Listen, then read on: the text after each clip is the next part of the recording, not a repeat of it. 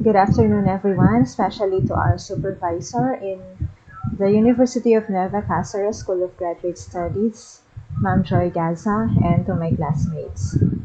In behalf of my groupmates in the Master of Arts in English program, I am presenting to you our research for this semester's probe or Problem Research Outcome-Based Education Instructional Design.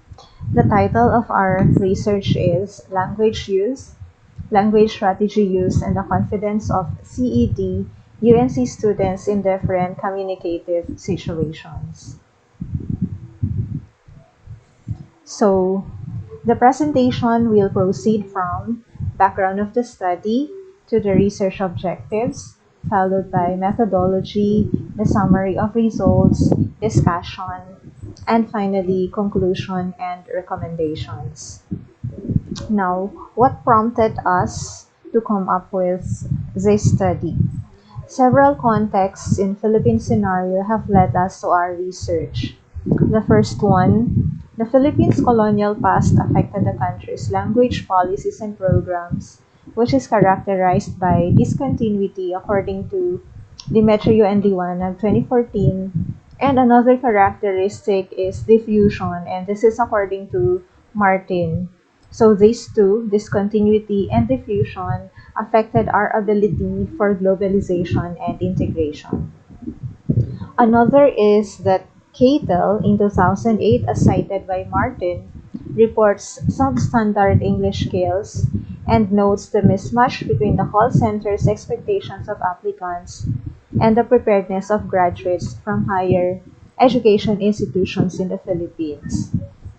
And then there is also the fact that Singapore and Malaysia now outperform the Philippines with their college graduates in terms of English proficiency, particularly in comprehension and analytical skills, and this is according to Laurel in 2020. Meanwhile, in 2009, according to Berlongan in her study, most domains of use and verbal abilities are dominated by English as the language of preferred usage among young Filipinos, although they still prefer Filipino to be the national language of the country.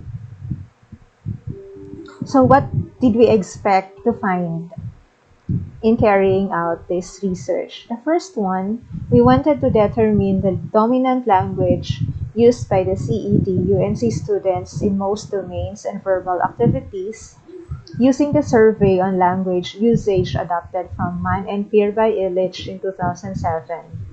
Another objective is to identify the different language use strategies of the CED-UNC students in their EIE and other communicative tasks using the Language Strategy Use Inventory by Cohen, Oxford, and Chi in 2009. Finally, we also wanted to determine the EIE students' level of confidence in using the English language in the different communicative situations. For the methodology, this research made use of the descriptive quantitative research design to understand the complex phenomena of second language usage and accommodations used by the respondents in going about their various verbal activities and the benefits of the EIE program to their confidence level.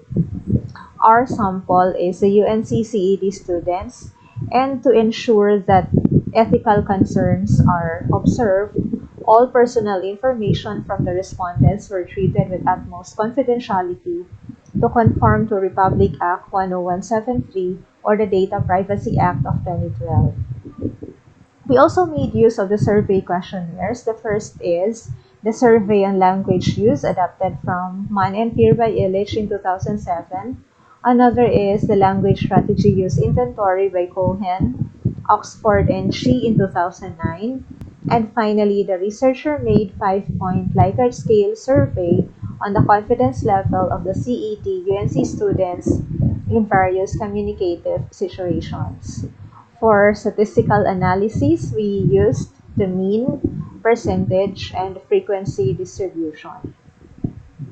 After conducting the survey, we came up with these three important results. First is on the language use. The students' dominant language used is English, which is 46%, followed by Filipino 26%, Bicol is 25.5%, and other languages 2.5%. English is used in formal domains while the rest are used in less formal verbal activities. For the second, on language strategy use, more than 70% of the respondents have signified that they have used the listed strategies, liked them, and intend to use them again. The rest mark themselves to have never used the strategies but wants to try them again. Finally, on the confidence in communicative situations, the overall results show that students were confident, which is 3.28 in oral communications, while they were very confident, or 4, in written communications. So these are the 3 important discussion points we've come up after looking into the summary of results. For domains which are seen as formal, such as office or business, studies, and virtual meetings, the respondents use the English language, while for the less formal domains, such as conversing with peers, the first language, or Bicol, was used. The results of the language strategy use inventory unanimously points out to the respondents investing in the language, as Mabub and Cruz in 2013 coined. So this investing process is evident in their inclination to improve their communication skills by using an average of about 50 to 60 of the strategies enumerated for listening, speaking, reading, and writing. And finally, between the two productive skills, which are speaking and writing, the respondents fare better in written than in oral communication, which could imply that future intervention efforts may be geared towards the improvement of their oral speaking skills than their writing skills. Finally, for our conclusions and recommendations, first, students' verbal activities are multilingual, and data shows that language use is associated with formal and less formal connotations. Second, respondents have shown their willingness to improve their communication skills by using various self-initiated processes to help them acquire and become proficient in English. Finally, CED-UNC students have higher confidence level along written than in oral communication skills.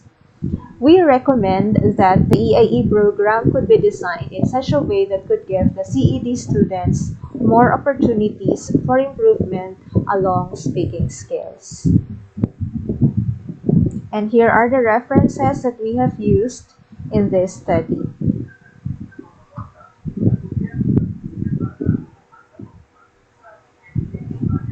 Thank you very much.